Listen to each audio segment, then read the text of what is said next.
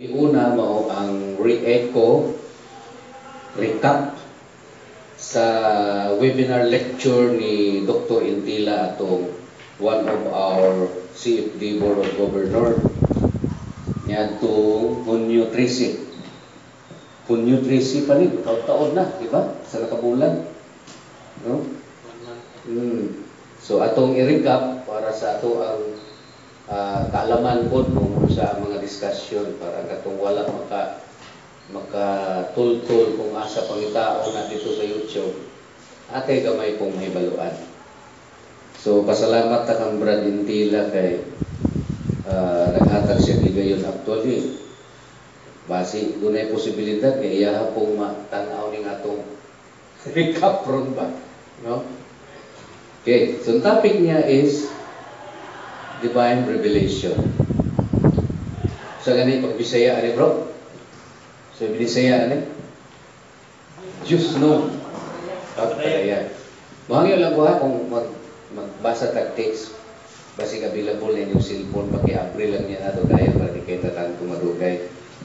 Diyos nun nga pagpadayan. Doon na tayo kahibalo kasayuran bahin sa Diyos. Dili tungod kay ato na nga imbento or pamaagi. No? Ang Diyos dili nimo siya mahibalan kung dili siya gusto. Pero nining bahina, God allows Himself to manifest to His creation. He manifested Himself to His creation. Nagpaila siya dito sa iyang mga binuhat. No? So muna gitawag og Diyos nun nga pagpadayan. Ipakita, ipahibalo niya ang iyang kaugalingon ngadto sa mga tao nga iyang binuhat. Okay? So matod pa sa definition ni Dr. Intila, it is God's communication of Himself by which He makes known the mystery of His divine plan. No? A gift of self-communication which is realized by deeds and words over time and most fully by sending as His own divine Son, Jesus Christ. Nana sa Catechism, Catholic Church number 50. Ang pinaka-importante na point is communicating Himself makes known the mystery of His divine plan. So ang plano sa Diyos sa iyahang creation, labi na sa issue of salvation, iyang ipahibalo sa mga tao. No? Gihatagan niya o hope ang tao. And that is through His Son, Jesus Christ. Muna pinakaunod aning number sa CCC number 50. Doon na po'y other books na naghisgot o unsay divine revelation. Na pwede po natong idugang sa ato ang definition. It is the process by which God chooses to show forth and communicate Himself and the eternal decisions of His will regarding the salvation of man. Kalwasan sa tao. Muna ang pinaka kinauyukan sa katuyuan sa iyahang pagpadayag kayang katawhan. Pinaagi ni Kristo, pinaagi sa atong Ginoo, mahibalaan nato ang plano sa Dios bahin sa iyahang katawhan. Sa Council of Vatican II, Diverbum number 6. It is composed of, when we say divine revelation, it is composed of the sacred scripture and sacred tradition. Ay mangutangan ninyo, Brad, usa man ang divine revelation, simple man ka. No? Gitawag na siya o duha ka butang nga nag-usa. Sacred scripture and sacred tradition. O nang duha ka bihikulo sa gitawag na to pagpadayan sa Dios. Ug ang terminology nga gigamit anang duha gitawag na siya deposit of faith. Sacred deposit of faith. So, mao ang scripture and tradition. So sa ayang lecture kini mga blue colors kag Dr. Intila na basta blue ang color. Matod pa niya dunay duha ka klase ang revelation. Supernatural, divine revelation, o doon na po'y natural revelation. So, Ang supernatural revelation, duha pod ka klase, gitawag og public, ended with the death of Saint John the Evangelist. No? And then private, God communicated privately to the saints and the mystics of the Catholic Church, subject to the judgment of Church Magisterium. So kini gitawag og public supernatural revelation, diha ra kutob sa bagong tugon kang San Juan nga evangelista. Diha ra kutob, wala tay pwede idugang. Pero kining private, ang Dios magpadayag diha sa mga individual. Pero dili sabton nga automatic, kinahanglan ang confirmatory nga statement sa simbahan. Like for example, kato ganing dito sa Luzon ganing nga to ganing kuan siya kalawat magtubo ang kalawat judil no? Na di ba natin pangalan nga judil? Pero wala man to i-confirm sa simbahan authentic. What the confirmation? No? So kinahanglan ang final statement sa simbahan kung kana ba matawag na part of supernatural revelation. So dili ta pwede nga magbuot-buot yung tag-ato-ato.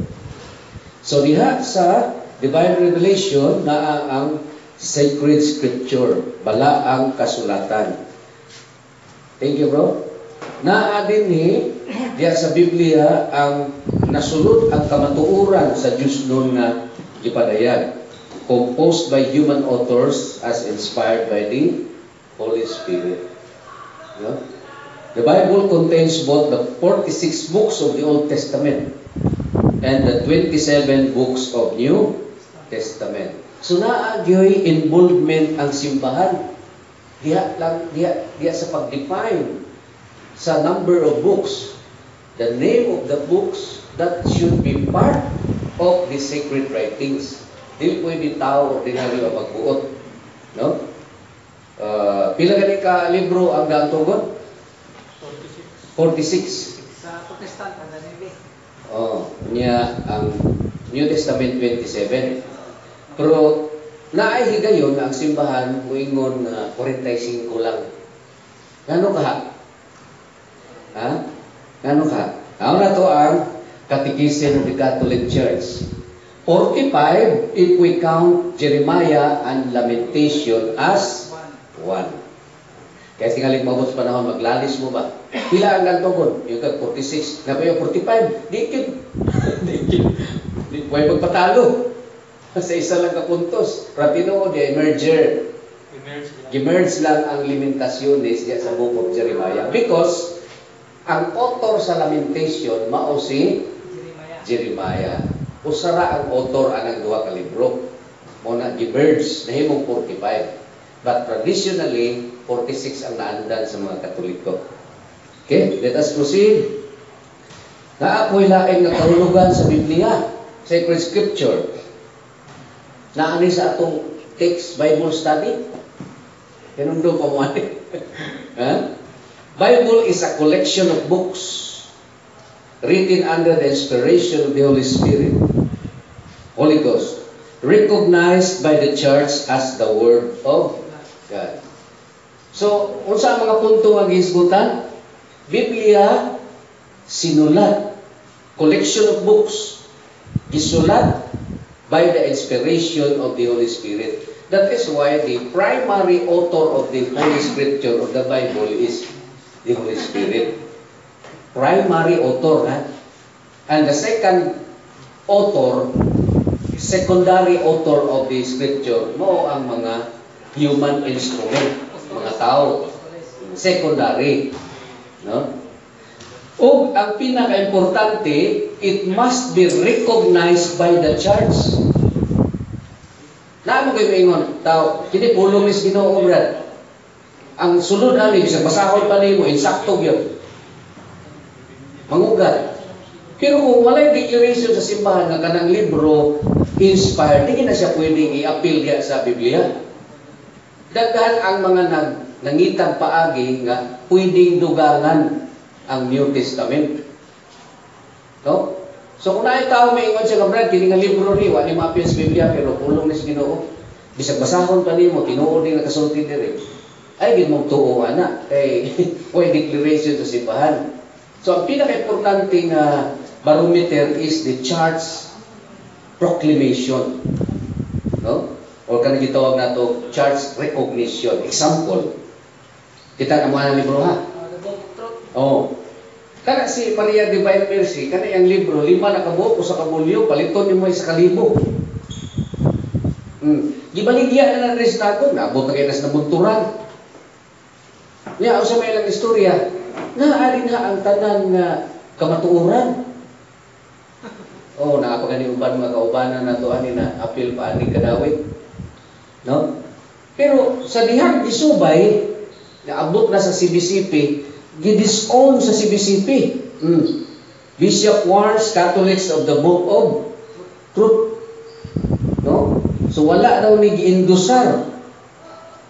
Matod pa ni Bishop Gerardo Almi Nasa, San Carlos said that he never endorsed such group and the book by a woman who calls himself Maria Divine Mercy.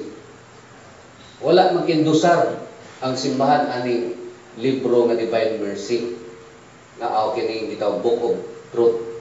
So mo na akong ginaingon ba? Doon ay mga tao nga gusto ilang libro i-appeal nga ilhon nga bala ang kasulatan, but that book needs a recognition from the church bago siya dawaton. Wa gani na imprimatur ng libro na samot na ng council declaration. So muna mga bantayanan sa mga Katoliko, no? So again, ato ta sa word tradition.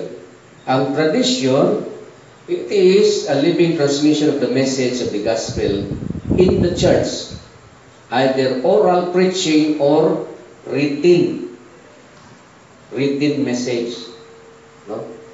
So ang tradisyon katong binakba nga tunol sa mga apostoles gitudlo o kadto pong gisulat. Muna ang gitawag simbang tradition.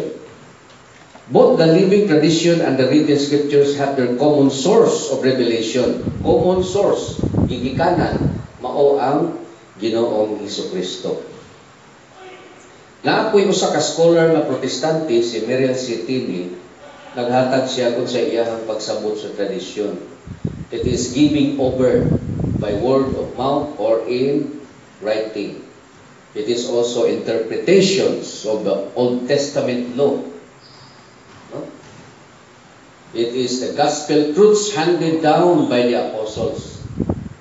Gospel truths handed by the apostles. Ang New American Bible, na ako'y definition na gihatag. Medyo hanap lang, ako rin nag-screenshot eh. Sacred tradition is the word of God given to the apostles by Christ and the Holy Spirit and handed down to their successors. So, ang sacred tradition, wala nagpundo ngadto sa mga disipulo sa apostoles, kundi ngadto sa iyang mga successors through the church by means of prayer, creeds, liturgical practices, authoritative writings. No? May authoritative writings gikan sa Santo Papa, sa mga obisyaps nga nahiusa sa iyahang otoridad. No? Apostolic tradition can be defined as the way of the church understood and lived the teaching of Jesus. So kani traditions, mauni siya ang kanabang actual practice of their belief, ancient belief. Kung unsa ilang gituuhan, mauni ang actual na practice. No? Para ko na yung unsaon pagbunyag. Wa man kanang unsaon pagbunyag, wa na sa Biblia. Pero doon ay kahimanan aron unsaon pagbunyag. Sa tong gamit sa pagbunyag, tubig niya pulong. Pero wala gisulat sa Biblia unsaon ang pulong o tubig. Kisa may mag-una ana. Kisa unang ilito. Unahon ba nimong tubig? Buhat sa niyo. Bunyagan ka sa ngalan sa amahan. O mingon sa kagbunyagan sa kasangalan sa amahan, pag umanaya tubig, na ma-record sa Biblia, na sa apostolic practices, no? Simultaneous dungan. Up to the death of the last apostle, apostolic tradition, sacred scripture form one deposit of the Word of God. Depositum Fidei. Thus, scripture, apostolic tradition, and magisterium, guided by the Holy Spirit, combine to bring us God's revelation at any particular moment of time. So, tulo ka butang importante na ang depositum fidei, which composes the scripture and tradition, plus magisterium.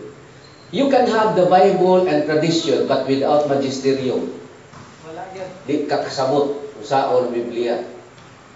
Mo man ang resulta sa mga dili Katoliko, niabot sila 40,000 ka grupo. Kaya wa man sila magisterium, mo may muhatag nilang final say.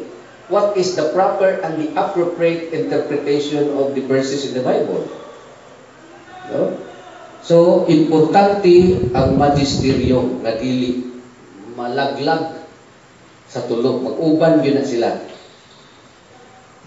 Na ako'y libro sa Manual of Apologetics nag-ingon nga kini ay tradition in a wider sense, no, sa luab nga pagsabot mao ang tanan nga kamatuoran nga gitunol sa aton mga unang amahan, including all God's revelations, whether written or not.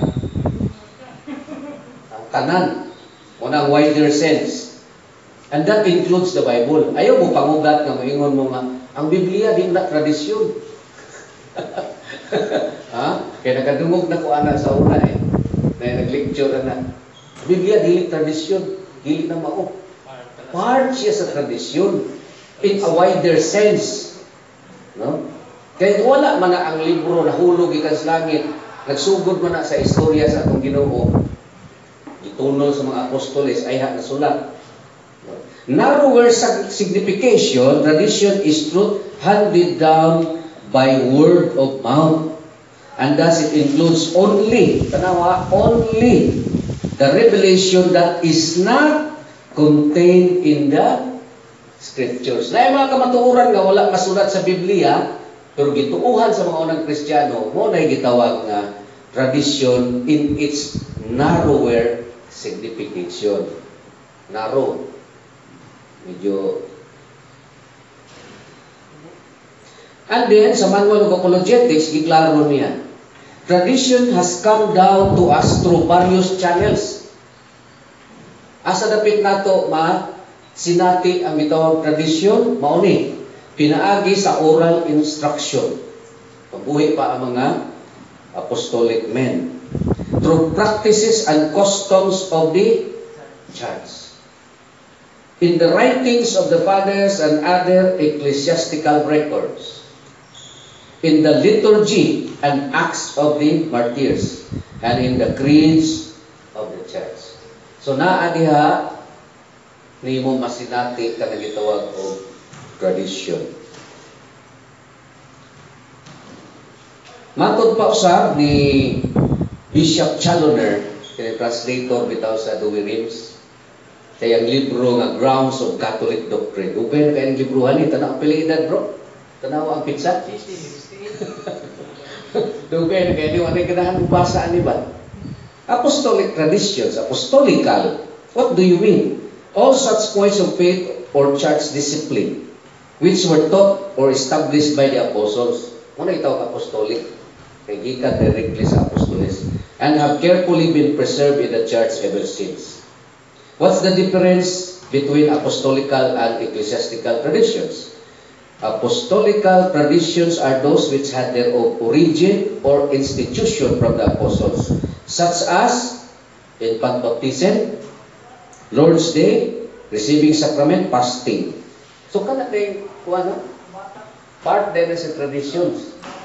No? Kana mga practices nato sa sakramento. Ecclesiastical traditions are such as had their institution from the church. Ang simbahan na mo'y nag-create. such as holidays past ordained by the church. Kanang mga holiday, declaration of kanang santo, celebrations, no? Majority of that gikan sa proclamation na nasa simbahan. Batong naisip ka lang si buwan na doon, panaway na ng bunyagan ng bata. Pero wala sila kabalo nga gikan na sa apostolis. Gikan sa apostolis na practice na. Wala sila yung anak. Wala sila itaw of church history, kasaysayan. So let us move on. Naapay gihisgutan bahin sa church tradition, the unwritten word of God. Mao na ni ang narrower sense. No, narrow. Wala masulat. It is the authoritative teaching of the church concerning the truth of Jesus Christ. Where can we find the truths of divine revelation? Lahi po ni nga libro. Matod pa ni Bishop Moro sa iyahang My Catholic Faith sa tuig 1963. Mingon siya, matagpuan, makitaan ang tradisyon diya sa mga sulat sa Church Fathers, Doctors of the Church, Decrees of the Popes, Church Councils, and Liturgy of the Church, as found in the Missal and Rituals. No? May day po ning lahing libro, no? Na ako'y madugang ba? Magisterium. Matod pa ni Dr. Intila, it is the living teaching office of the church whose task is to give us authentic interpretation of the Word of God. Magisterium will give us the authentic interpretation of the Word of God, whether in written form or in the form of tradition. Magisterium ensures the church's fidelity to the teaching of the apostles in matters of faith and morals. Muni ang rule sa magisterium. Siya ang muhatag og final say kung unsa ang gusto nga hubad sa mga bersikulo nga imong gibasa sa Biblia. In the same manner nga being a Filipino, we have also our sa libro sa Pilipinas. Si tawag na to anang atong batas, Philippine Constitution. And the Philippine Constitution was written by experts. Kinsa nagsuwat ana? Abogado, mga doctorate, expert in law. Naghimo. Edition 1987. Pero ini ko kanang libro ha, ipabasa nagbalik sa ilaha, di ba di sila magkasinabot sa interpretation. Then mo nga, yung Constitution ito, ganito yan. Ito ang gustong kahulugan. At ito pong lain ng abogado, ito yung totoong kahulugan. Asa man na magdaog? Ito na daogon sa Supreme Court. Mao na ang parallel sa atong Biblia. Yeah. That is the work of magisterium, to put an end to controversies regarding the interpretation of the sacred scripture. Walay bisan kinsa pwedeng mulamaw. Pero nakamatikod ko karon sa mga lecture sa uban. Ang mga lecturer maingon naman according to the most of the scholars. Sila na ron ang new normal. Mura pa po lagi COVID. Ang new normal ron according to most of the scholars. Kung ganahan minaw ana ba ang CFD? So, new scholar, mga majority of the scholars, they do not possess magisterial authority. Ila ra ng opinion, bisan pag majority na sila, wala tay obligasyon to follow their mindset. So, mo ni ang rule of the magisterium. Tanaw na to sa CCC, number 88, ang magisterium. It is a system by which the church exercises the authority it holds from Christ to the fullest extent when it defines dogma. That is when it proposes in a form obliging Christian people to an irrevocable adherence. Kung sa gayong irrevocable mo, di na mautro. Irrevocable adherence of faith. Truths contained in divine revelation, or also when it proposes in a definitive way truths having a necessary connection with this. So, ang magisterium, labi na kung mo-propose siya, mo-declare of teaching to be final, gitawag na dogma. Final, meaning di na pwedeng mautro in the future. Once a practice or belief becomes a dogma, dili na siya reversible in the future. Bisan pag naay santo nga mabuhi, nga moingon nga di na maog, dili na. O ang atong adherence is mandatorily required. Mandatory ang atong pagtuo. No? So, muna ang kaibahan. Ang magisterium dunay duha ka klase, yung tawag solemn and ordinary. Solemn kadtong definitions nga gikan sa konsilyo o sa pronouncement sa Santo Papa ex cathedra. Kung sa ganing example sa ex cathedra pronouncement katong kang Virgin Maria, no? Dogma on Immaculate Conception, dogma on Assumption, no? Assumption. Niya kanang mga council decisions, Council of Trent, Vatican I, no? Ordinary magisterium, that is for her universal practices connected with faith and morals in the unanimous consent of the fathers and theologians in the decision of Roman congregations concerning the morals, faith and morals. Apil diha ning mga encyclical, mga papal exhortation.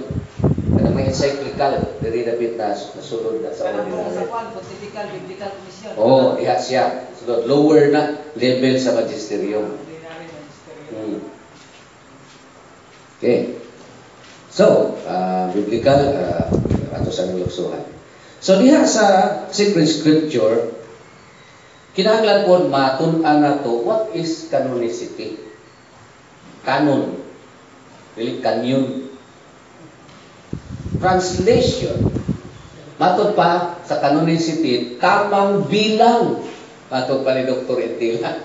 No? Yung tamang bilang ng mga aklat, kailangan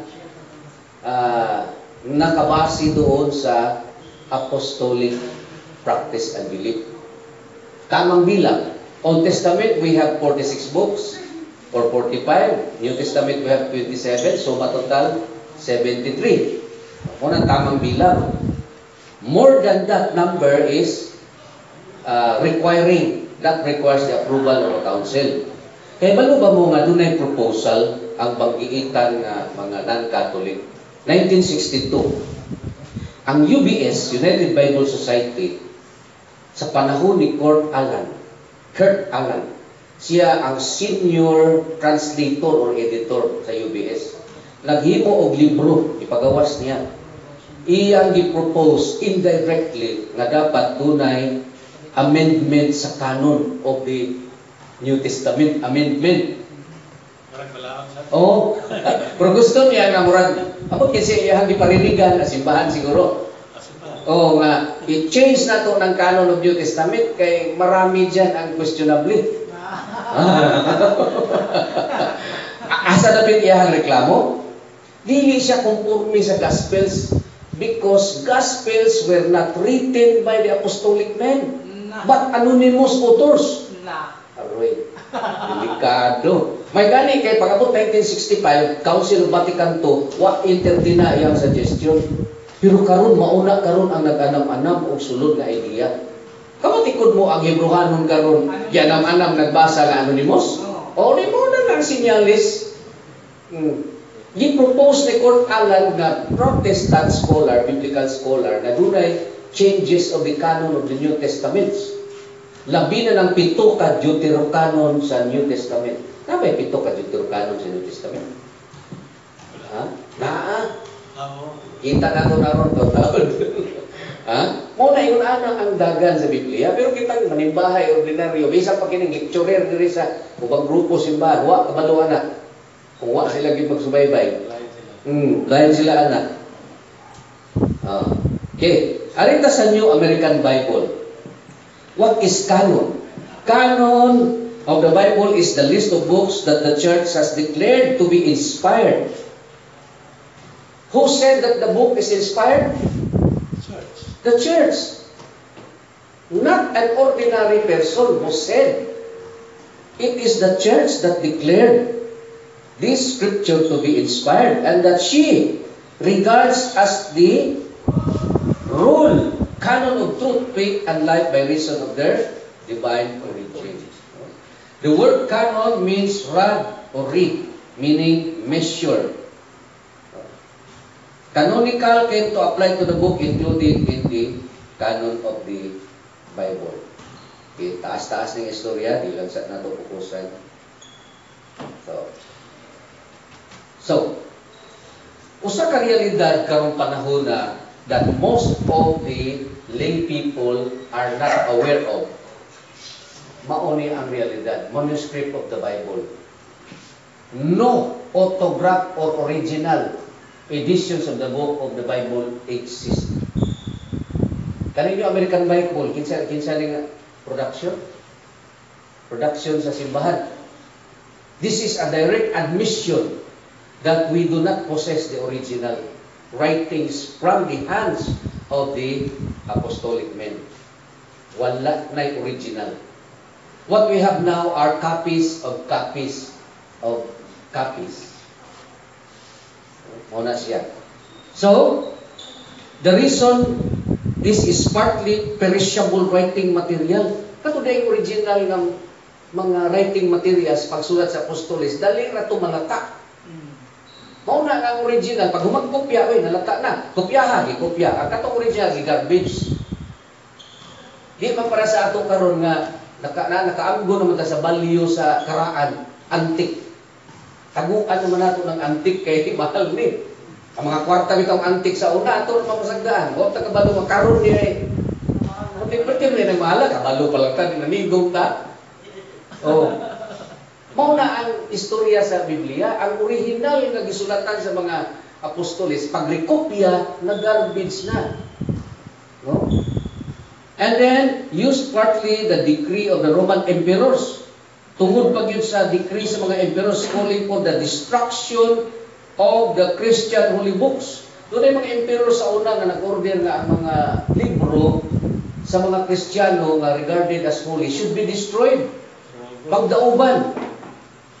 O na nga di na halos makit-ang ang original. Panahon pa gyud sa 7th century nga ang Israel under the occupation of the mga Turko, mga Muslim, samot nga nangawagtang ang mga kasulatan ng valuable. No? Kulihan na sa Quran. Oh. Pero, kita Katoliko, mawala man ang original, no problem. No problem. Because we have namatay reliable translation.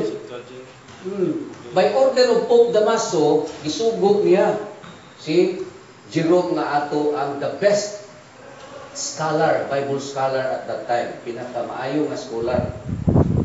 I-gather, providean siya sa mga reliable manuscript and then nagkuhan siya, naghimog resensyo. Gitawag og Latin Vulgate, no? This is the official Latin translation of the Bible which was prepared almost entirely by St. Jerome. Isugdat 382 and was finished 405. 30 years. Oh.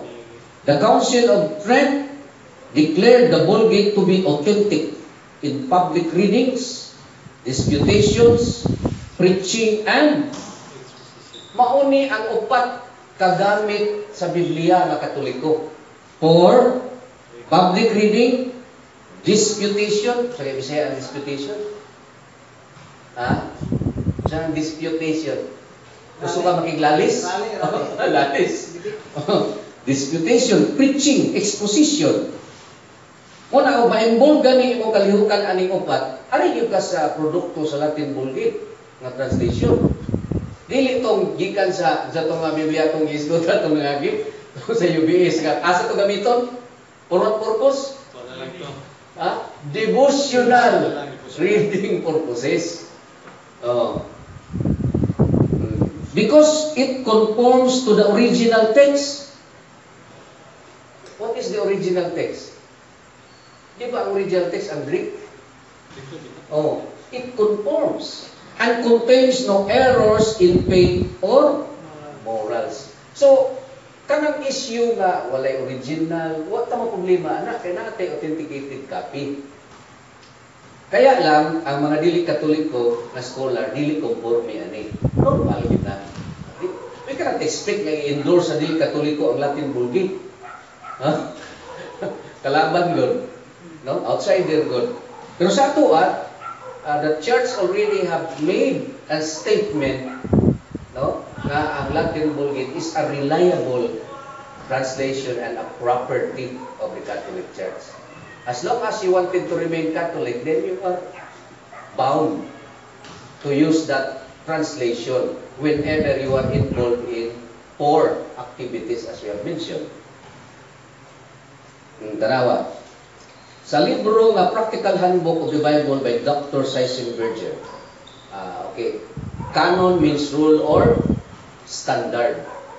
Nakainumdum pa mo sa slide na to atong last Thursday, di ba ang atong comparison standard versus UBS? Mo nagibutan na to standard. Kay gikan man ni sa proclamation nato nga canonical book. The earliest official list of books regarded by the Jews as inspired is contained in the Talmud. Ang Old Testament nga giila sa mga Hudyo nga inspired naa diha sa libro nga gitawag nilang Talmud. And it was compiled various times between 3rd to 6th centuries. Halos di tayo maglayo sa ato 4th century masadag ato ang compilation. Mao pud sa ilaha.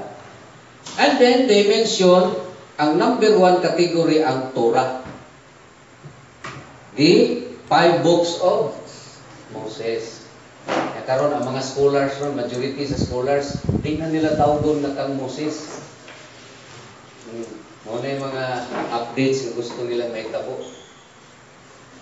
Nya, Torah, Nibim, mga propeta, and then Kitubim, Hagyografa, mga Salmo, Proverbio, o i-emphasize diri nga ang Lamentaciones is part of Jeremiah. Mo na kaganihan. So, sa declaration sa Council of Trent, Session 4, naghimo og final statement, dogmatic statement, official list of sacred books of the Old Testament. Kita ang naghimo aning finality, ang atong simbahan. In addition to 39 books, idugang ang Baruch, Tobias, Judith, 1st and 2nd Maccabee, 6th Sirach or Ecclesiasticus, and 70 Wisdom. So, ipinal na. O kini 7, diha pa lang gitawag og Deuterocanonical book sa panahon ni Sixtus of Siena. No? So, ang 39 gitawag og proto-canonical, ang 7 nga nadugang mo gitawag og Deuterocanonical books. In the same manner, in New Testament, the 7 remaining books of New Testament were known in some congregation. Di ba we have 27 books in New Testament? In the first 200 years, 20 lang ang gi-accept sa simbahan. Ang 7 books were accepted dito sa 4th century na sa Council of, sa mga council, katong Hippo. Dito na siya nadawat. That is why katong 7 mo nang gitawag og Deuterocanonical New Testament on the analogy of the Old Testament. So, daghan wala kadungog gani pasukan ba no? Nga naa day Deuterocanon sa New Testament. All we know is the Old Testament lang. No? Yang kuya mahugat ka ba? Wala yun. Si Ibdimil. Bantay ka usahay mahugat ka. Kani. So, ang Hebrew, 2nd Epistle of Peter, 2nd and 3rd of John, James, Jude, and Apocalypse, nahimo siyang Deuterocanon, pagpasabot, dito na siya sa 4th century gidawat. Nagkabahin sa New Testament. So sa first 200 years, 1 to 200, wala pa na siya idungog na pulong na sa Ginoo. adto na sa 4th century. Wala na ng mga sinulat. Pero really pala siya ingon nga accepted in some areas. Na yung mga parokya or diocese that these books are acceptable. But on other hand, na yung mga lugar na dili po mudawat. Di po mudawat. Gani, diha na sa una pa ang issue sa Hebrews nga na ay mga Kristiyano nga wala magtuo nga kang San Pablo na. So, gituldukan sa simbahan. Ihimo yun na siya na written by Paul. So, translation, matas canonicity at tas translation. Yung tamang pagkasalin ng Biblia. How do you know that your Bible in your hands today is reliable in terms of its translation from a reliable source? Kanang bit-bit din yung Biblia sa balay ba? Kanang inyong ginapasan-pasan. How do you know nga reliable na? Professional na lang na siya.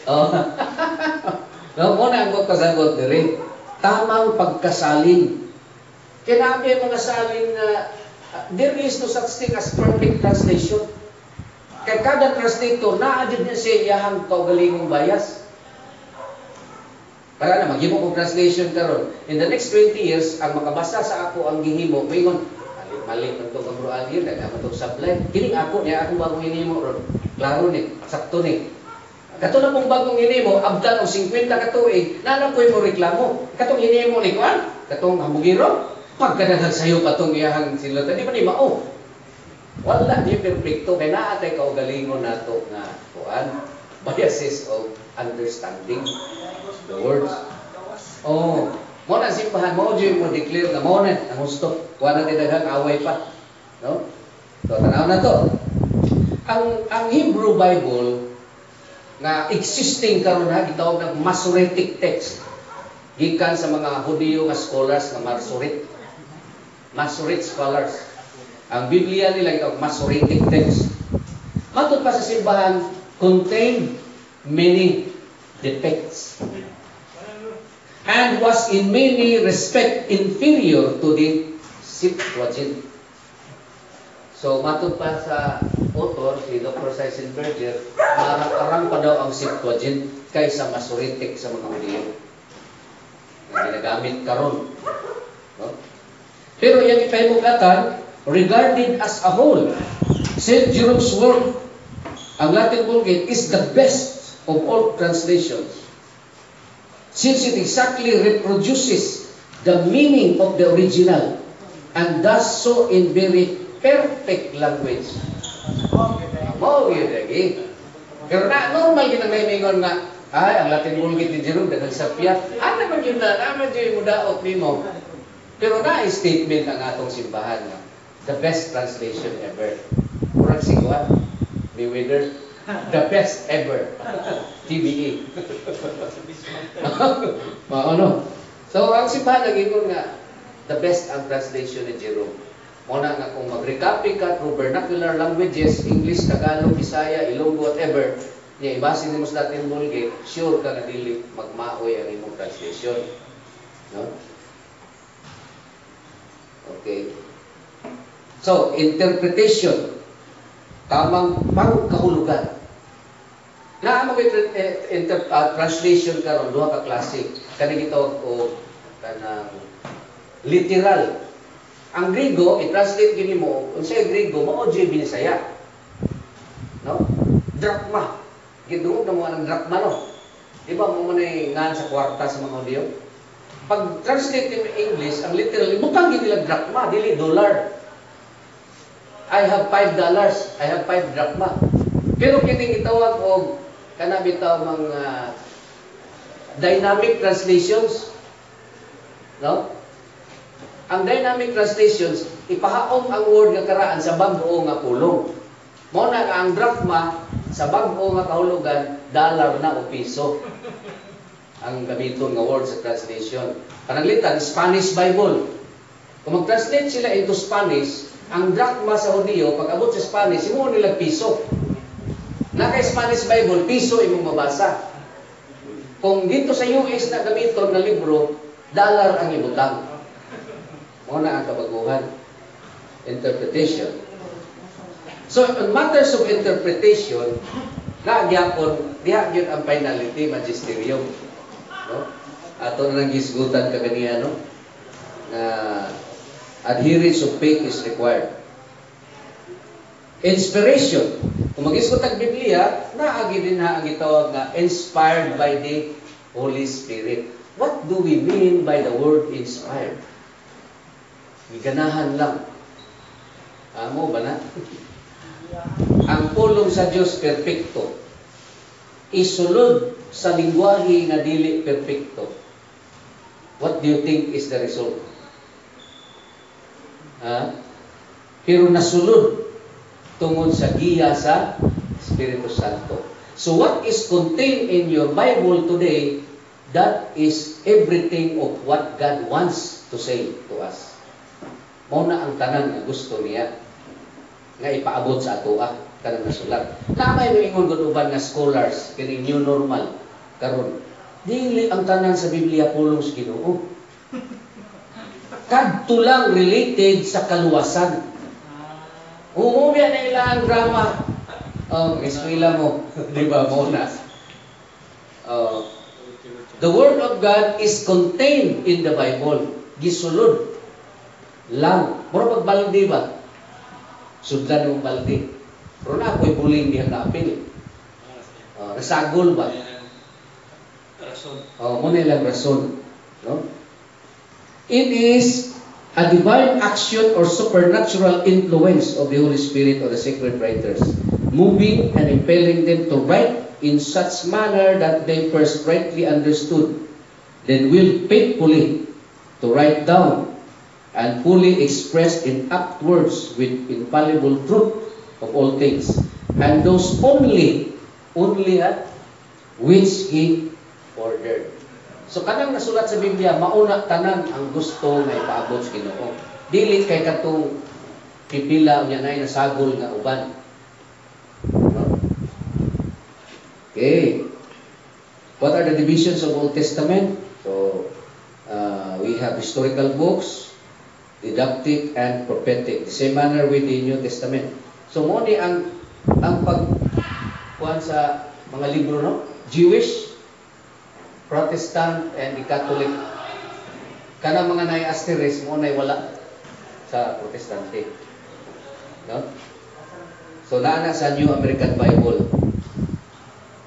And then okay.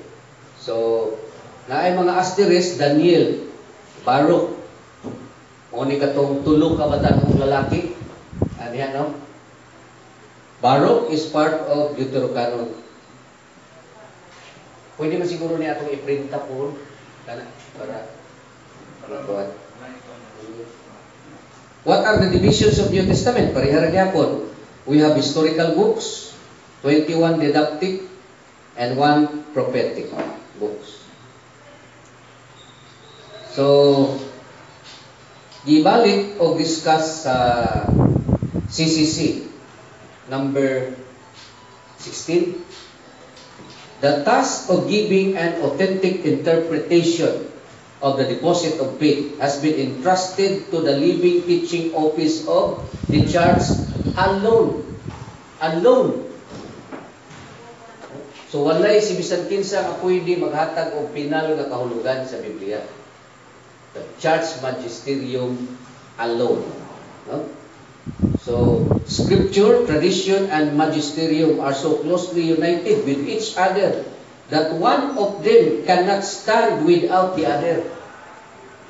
Cannot stand without the other. So, di pwede nga secret book lang, di ko Bible alone, hindi pwede. Muna, simbahan kita mo yun ng Bible alone. Why magisterium? Pwede tanawa, bisag kinsa nalang naghubad diha. Tukod lang yung simbahan. Tukod lang kaugalingong simbahan. Okay, what may magbuot? Working together, each in its own way, under the action of the one Holy Spirit, they all contribute effectively to the salvation of souls. So, ang dili malaglag imong kalag, mosunod yung kaaning tulo ka, importante nga kahimanan sa kaluwasan. Dili kay usa, dili kay duha, kundi tulog yun. Matod pa ni Dr. Wallace, usa ka ilado kaayong biblical textual scholar karon. Siya ang tag-iya founder sa Center for Studies of New Testament Manuscript. No?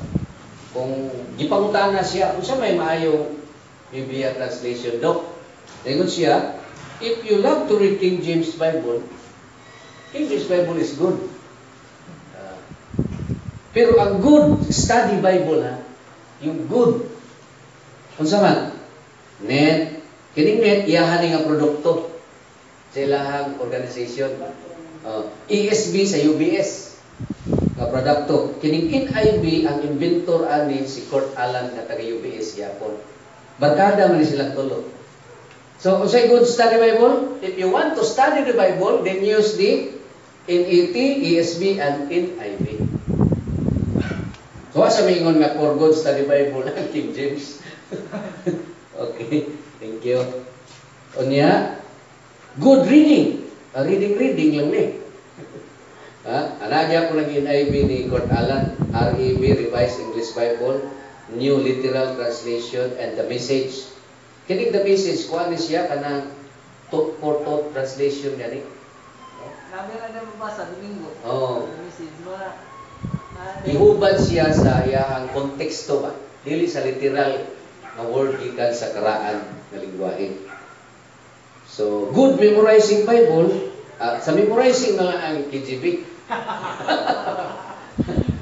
Kung sa may ginamemorize sa mga estudyante, mga bata, John 3:16, for God so loved the world that He sent His only begotten Son, that those who believe in Him will not perish but have everlasting life.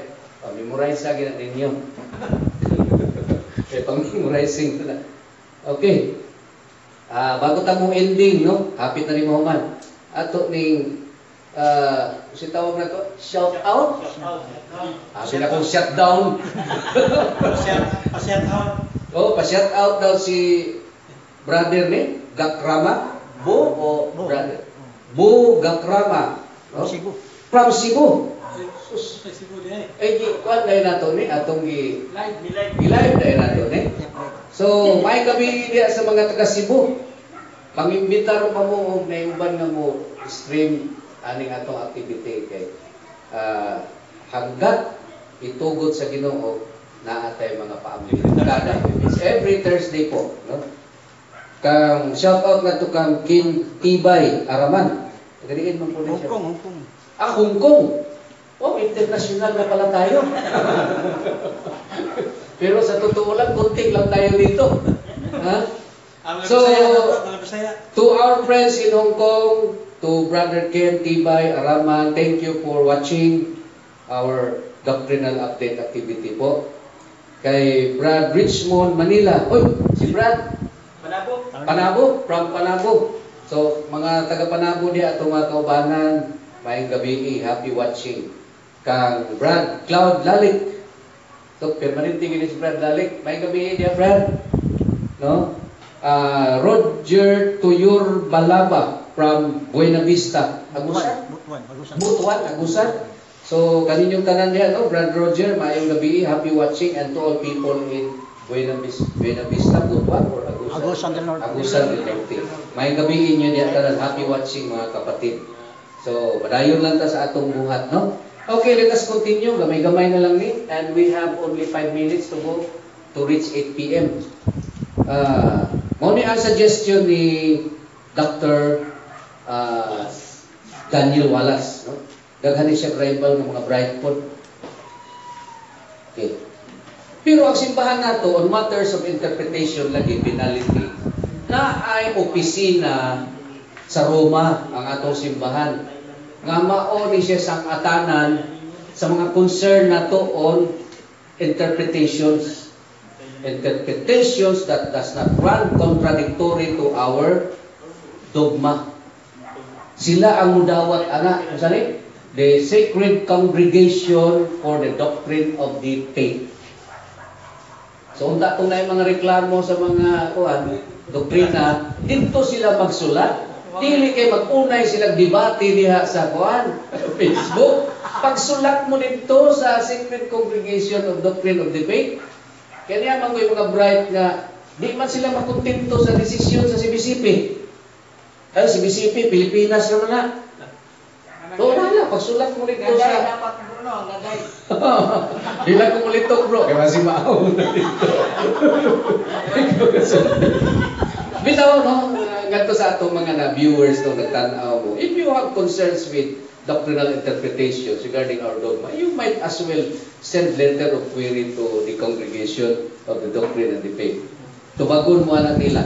So one of the declaration of this office is in defense of Catholic doctrine of the Church against certain errors of the present day. Kung sa may mga errors, itambagan ta. However, due freedom of theologians must always be limited by the Word of God as it is faithfully preserved and expounded in the Church and taught and explained by the living magisterium of the pastors, especially the pastors of the entire people of God. So, kining mga theologians, dili sila pwede maghatag og final say. Una ka, unay mag-lecture ninyo, kaya mo ingon ng lecturer nga, matod pa sa mga theologians. Wala na siya. Dili na para sa ato ng lecture, para na dito sa Protestante, hindi Katoliko. Ingna nga according to the doctrinal office of the church or the Pope or the Council. Ana ang pagsulti. No? Kaya ang final say is through the church, explained by the living magisterium. Una ang ingon.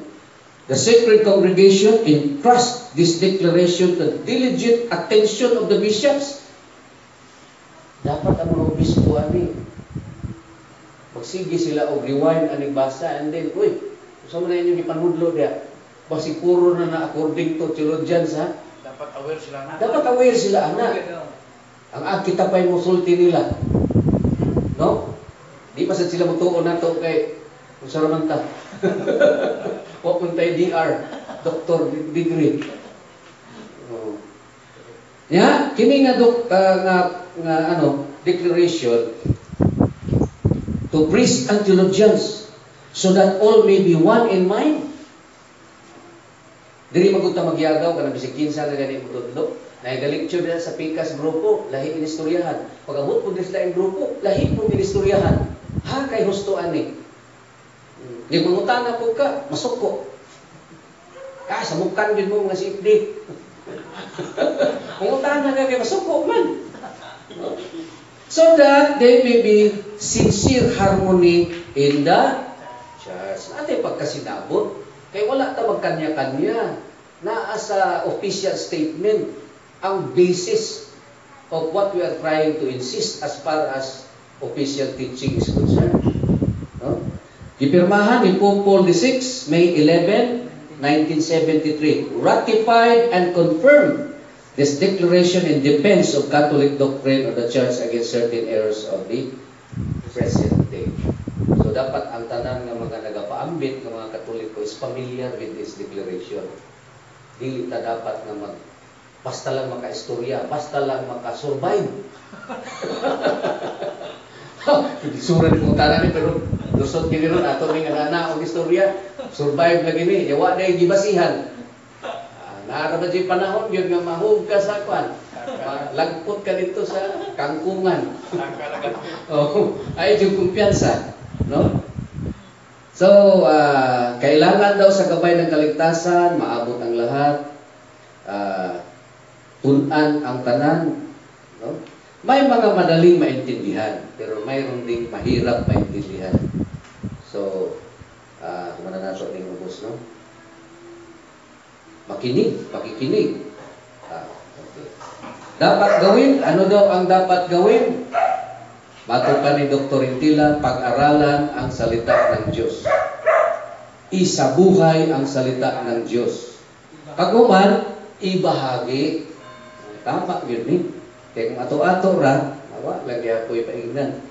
Pagpailalim sa otoridad. So, dili kita pwede ng private, personal na interpretation. Bawal. Conclusion. The source of divine revelation is the Word, Jesus Christ, who became flesh and dwelt among us. That Word reveals God to God's people through creation, Scripture, and tradition.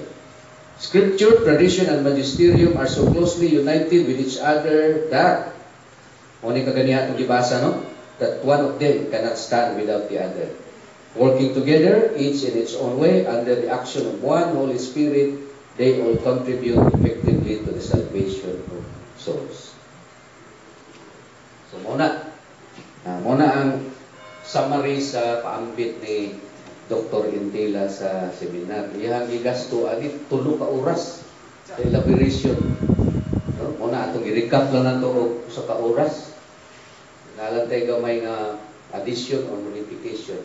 So pasalamat na sa mga kaubanan nato nga nagpaambit ko ani. Pero ang last na lecture atong niaging Sabado is Sense Relics Images. Nahuman na pero ipangita na ko sa YouTube wala man. Wala pa ma-post kasi i-edit pa or i-convert pa siguro. No? So any concerns bago ta mo entry? Welcome bro Bacolod. We miss you. Ito may nga po, naganda mihan na punta. Mabalik ka bipo. Di ita padaog ganing problema sa kalibutan ron eh. No? Okay, so next Thursday pohon, ato na pong tanawon kung unsay maayo nga paambit pohon. Wala man daw, dili man daw gina-upload bro. Dili na daw gina-upload. Dili gina-upload ang sa YouTube. Ingano daw unsa day rason nila? Wala man siya muntik. So again, bago ta mo pasalamat sa ko kaninyong tanan nga nagtan-aw no, nagsubaybay sa atong streaming sa FB. Thank you very much for being with us and hope that in future days, in future Thursdays, uban gyapon ka mo namo. Daghang kay salamat. Thank you very much. Okay, so other concerns bro, unsa ganito?